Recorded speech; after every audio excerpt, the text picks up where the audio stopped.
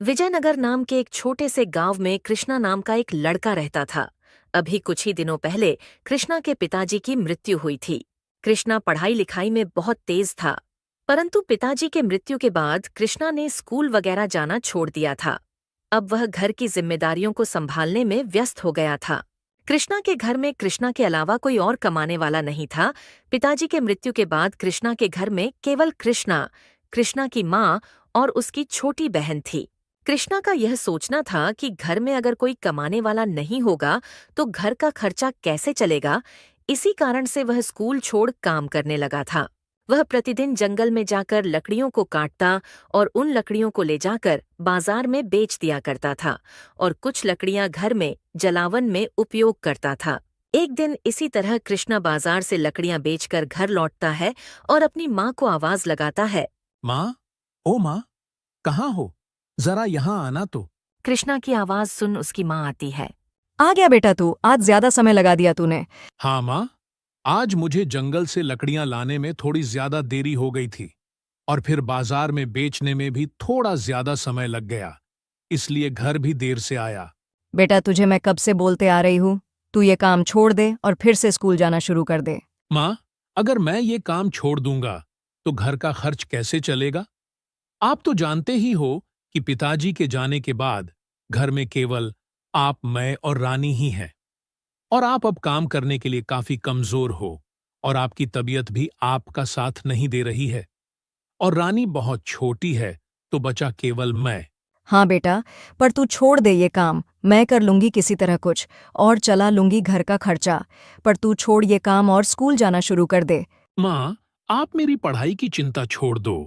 रानी है ना, वो कर रही है ना पढ़ाई, और घर में एक पढ़ा लिखा होना जरूरी होता है। कृष्णा की माँ कृष्णा को बहुत समझाने की कोशिश करती है, पर कृष्णा उनकी बात नहीं मानता और एक ही बात दोहराता रहता है। माँ, मैं आपको कह रहा हूं ना, आप मेरी चिंता छोड़ दीजिए, मैं सब कुछ संभाल लूंगा। आप बस आपकी तबीयत का ध्यान रखिए और छोटी की पढ़ाई का ध्यान रखिए। फिर अगली सुबह कृष्णा फिर से अपना काम करने जंगल की ओर निकल जाता है और जाते जाते अपनी छोटी बहन को भी साथ लेता जाता है ताकि उससे स्कूल छोड़ सके। कृष्णा पहले रानी को स्कूल छोड़ता है, फिर वहां से जंगल लकड़ियां काटने चला जाता है। कृष्णा दिन भर जंगल में लकड़ियां काटता है और फिर उन लकड़ियों को बाजार ले जाकर बेच देता है। कृष्णा जब घर वापस लौट रहा था, तभी वह देखता है कुछ लोग एक खेत में काम कर रहे होते हैं और वहां से थोड़ी दूरी पर एक जमींदार बैठा था। ये देखकर कृष्णा ने सोचा कि मैं एक बार जाकर इस जमींदार से बात करके देखता हूँ, शायद मुझे भी यहाँ काम मिल जाए, तो मुझे जंगल नहीं जाना पड़ेगा लकड़ियां काटने। कृष्णा तुरंत जमींदार के पास पहुंच जाता है और जमींदार से कहता है। सेठ जी, मुझे यहाँ कोई काम मिल सकता है क्या? बेटा, यहाँ काम तो बहुत है, पर तुम इस काम के लिए बहुत छोटे हो। तुम्हारी उम्र अभी पढ़ाई लिखाई करने की है। हाँ सेठ जी, मैं जानता हूँ कि मेरी उम्र छोटी है, लेकिन मेरे घर की हालत अच्छी नहीं है और मुझे घर चलाने के लिए पैसा कमाना ही होगा। कृष्णा उस जमींदार को बहुत समझाने की कोशिश करता है। कृष्णा के इतना समझाने के बाद आखिरकार सेठ मान जाता है। देखो कृष्णा बेटा, मेरा तो बस यही खेतों वाला काम है। अगर तुम्हें मंजूर है तो तुम कर सकते हो। यह सुनकर कृष्णा बहुत खुश होता है और खुशी खुशी काम करने के लिए हामी भर देता है। सेठ जी, आप बोलो तो मैं अभी से काम पर लग जाता हूँ। कृष्णा का काम करने के लिए उत्साह देख सेठ सोचता है। आज तो मेरे पास ऐसा कोई आसान काम नहीं है जो मैं इस बालक को दे सकूं। एक काम करता हूं, इसे कल से काम करने बुलाता हूं, तब तक इसके लिए कोई आसान काम देख कर रखता हूं। नहीं कृष्णा बेटा, तुम आज रहने दो। तुम एक काम करो, कल से काम करने आ जाना। ठीक है सेठ जी, परंतु क्या मैं यहाँ रुककर खेतों का काम सीख सकता हूँ? ठीक है बेटा, जैसा तुमको सही लगे। यहाँ से ही कृष्णा की जिंदगी की असली कहानी शुरू होती है। सेठ के यहाँ से निकलकर जब कृष्णा घर की ओर जा रहा होता है, तभी कृष्णा सोचता है। सेठ जी ने तो मुझे आज काम करने नहीं दिया।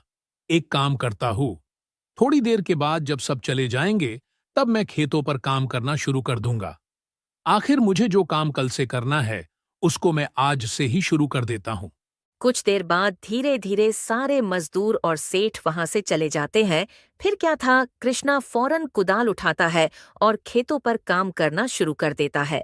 यहाँ कृष्णा काम करने में इतना व्यस्त होता है कि उसे समय का ध्यान नहीं रहता है और वहाँ उसके घर पर उसकी माँ बहुत परेशान होती है। आज कृष्णा को कुछ ज्यादा ही लेट हो गया है। अब तक तो उससे आ जाना चाहिए था। आने दो उसे, आज उसका जंगल जाना छुड़वा दूंगी। कृष्णा खेतों से काम कर शाम को थोड़ा ज्यादा ही लेट घर पहुंचता है। जब वो घर पहुंचता है तो देखता है माँ उसका इंतजार कर रही होती है। आ गया तू? तुझे मैं पहले ही मना कर रही थी, छोड़ ये काम और स्कूल जाना शुरू कर।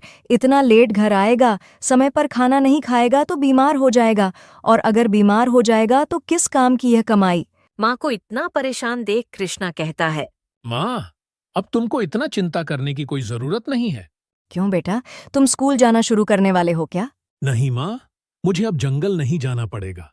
मुझे पास के ही खेत पर काम मिल गया है। अब से मैं लेट भी नहीं आऊंगा और पैसे भी थोड़ा ज्यादा मिलेंगे। कृष्णा से यह सुन उसकी माँ को थोड़ा दिलासा तो मिलता है, पर फिर भी वह कृष्णा को काम करने से मना करती है। बेटा वो सब तो ठीक है, पर फिर भी मेरा एक ही कहना है, हो सके तो तुम काम करना छोड़ दो और स्कूल जाने लगो। माँ, आपकी इतनी तबीयत खराब रहती है और रानी छोटी है।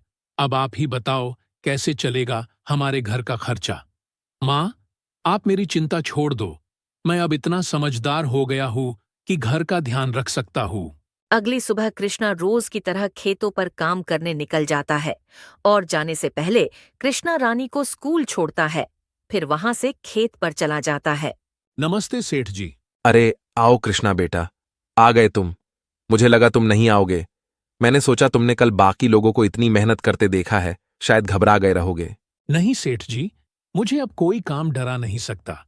पिताजी के गुजर जाने के बाद मेरी जिम्मेदारियां बढ़ गई हैं और उन्हें निभाने के लिए मैं कोई भी काम करने के लिए तैयार हूं। क्या बात है कृष्णा बेटा, आज के जमाने में कुछ लोग शादी के बाद भी अपने माँ बाप के भरोसे रहते हैं, और एक तुम हो। तुमने तो मेरा दिल छू लिया। हाँ सेठ जी, चलिए अब मुझे भी कुछ काम दीजिए। कृष्णा का अपने परिवार के प्रति जिम्मेदारी देख सेठ सोचता है, इस लड़के में अपने परिवार के प्रति इतना समर्पण है कि यदि इसे मैं यहां काम नहीं दूंगा तो ये किसी और के वहां काम करने चला जाएगा। एक काम करता हूं फिलहाल के लिए, इसे वो छोटे वाले खेत में काम करने भेज देता हूं। बेटा, एक काम करो, तुम जाकर मेरे आम के पेड़ वाली जमीन पर काम करना शुरू कर दो। ठीक है सेठ जी। कृष्णा फटाफट पास में पड़े कुदाल को लेता है और सेठ के बताए खेत पर काम करने निकल जाता है। कृष्णा सेठ के बताए खेत पर पहुंचकर काम करना शुरू कर देता है। कृष्णा की एक आदत थी, वह हर काम को बहुत दिल लगा के करता था और बड़ी जिम्मेदारी से करता था, चाहे वो पढ़ाई हो या कोई काम। देखते ही देखते थोड़ी देर में कृष्णा पूरा खेत जोत देता है। चलो यहाँ का तो काम हो गया। अब सेठ जी से मिल दूसरे खेत पर काम करने चला जाता हूँ। सेठ जी, उस खेत का काम पूरा हो गया। अब कौन से खेत पर जाकर काम करूं मैं?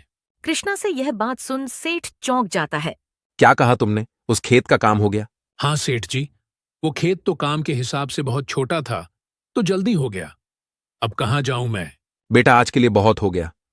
तुम्हारे उम्र के हिसाब से आज तुमने बहुत काम कर लिया है। अब घर जाओ और आराम करो। सेठ से यह बात सुन कृष्णा कहता है, नहीं सेठ जी, अभी तो बहुत काम बचा है। आप बोलिए ना कहाँ काम करना है। नहीं कृष्णा बेटा, आज के लिए दूसरा कोई काम नहीं बचा है। सेठ के बहुत समझाने के बाद भी कृष्णा नहीं मानता। ठीक है बेटा, तो क्या तुम मेरा एक काम कर सकते हो? हाँ सेठ जी, बोलिए क्या करना है। बेटा, काम जानने से पहले मेरे एक सवाल का जवाब दो। हाँ पूछिए सेठ जी, क्या जानना चाहते हो आप? तुमने अपनी पढ़ाई कहाँ तक करी है? 8वीं तक पढ़ा हूं मैं और 9वीं में दाखिला हुआ था, पर जा नहीं पाया। फिर तो तुम्हारा गणित बहुत तेज होगा। हाँ सेठ जी, गणित तो मेरा पसंदीदा विषय था। उसमें तो मैं पूरे वर्ग में अव्वल आता था। क्या बात है, फिर तो जोड़ घटाना तुम्हारे लिए तो बहुत आसान होगा। जी सेठ जी। तो आज से तुम मेरे खेतों पर काम नहीं करोगे? सेठ से यह सुन कृष्णा चौंक जाता है और सेठ से पूछता है, क्यों सेठ जी, ऐसा मैंने क्या कर दिया? मुझे माफ कर दीजिए। अगर मुझसे कुछ भूल हुई है तो। नहीं कृष्णा बेटा, तुमसे कोई भूल नहीं हुई है, और मैं तुम्हें केवल खेतों में काम करने से मना कर रहा हूं क्योंकि मेरे पास तुम्हारे लिए कुछ और काम है। कुछ और काम? मैं कुछ समझा नहीं सेठ जी, जरा साफ साफ बताइए।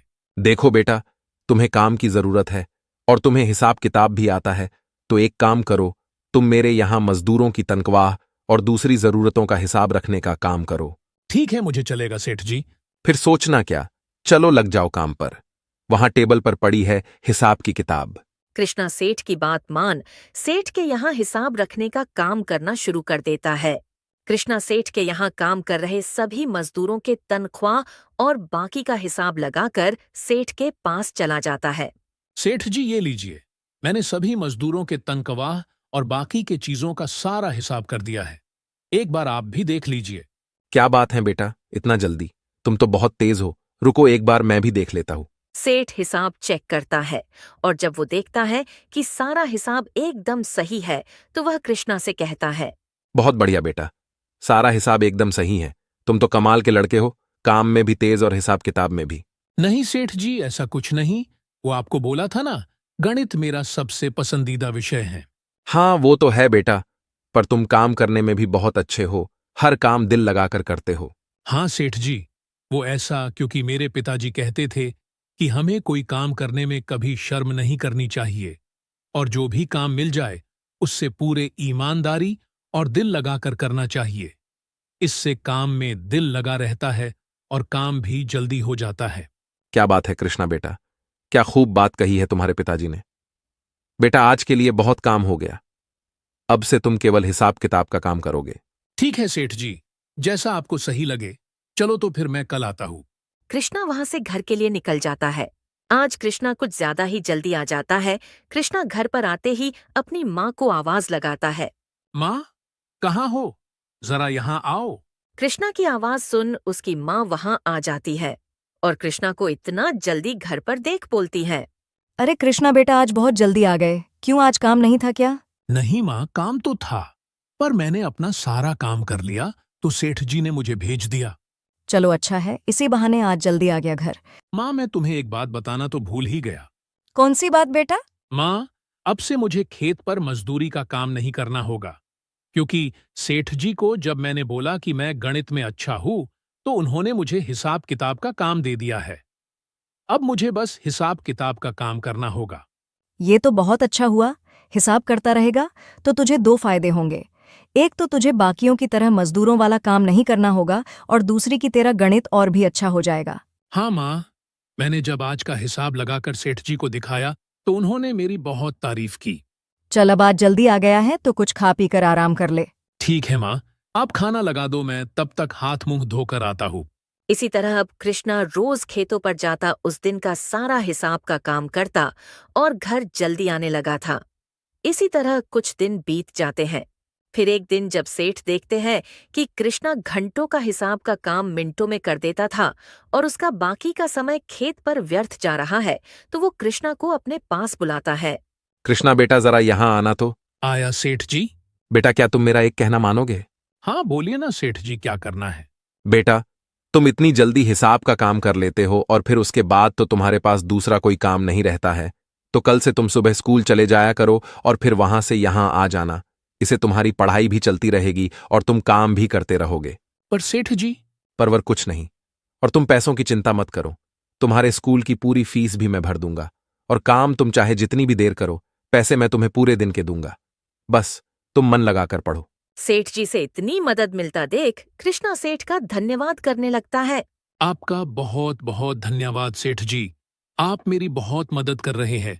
मैं आपसे वादा करता हूँ, मैं अपनी पूरी क्षमता के साथ पढ़ाई करूंगा।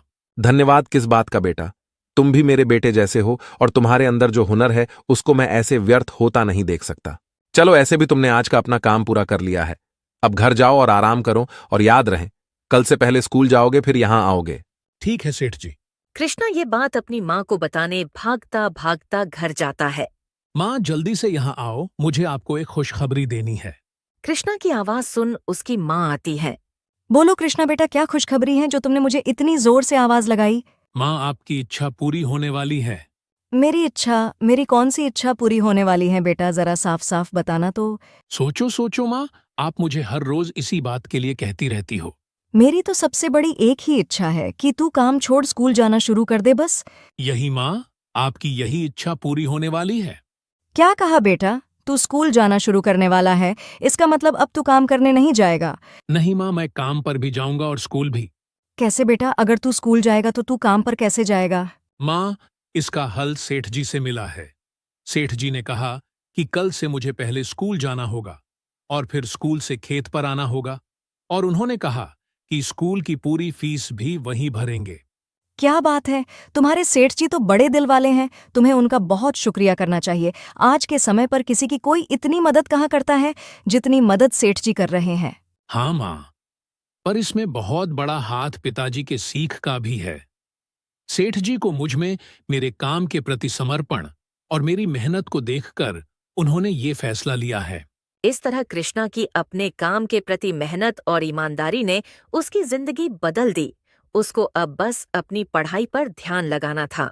अब कृष्णा रोज सुबह अपनी छोटी बहन के साथ साथ स्कूल जाता और फिर स्कूल से आने के बाद सेठ के यहाँ हिसाब किताब का काम करने जाता था। दोस्तों, इस तरह कृष्णा की मेहनत ने कृष्णा की जिंदगी बदलने में मदद की। अब कृष्णा स्कूल भी जा पाता था और काम कर अपने घर का पालन पोषण भी कर पा रहा था।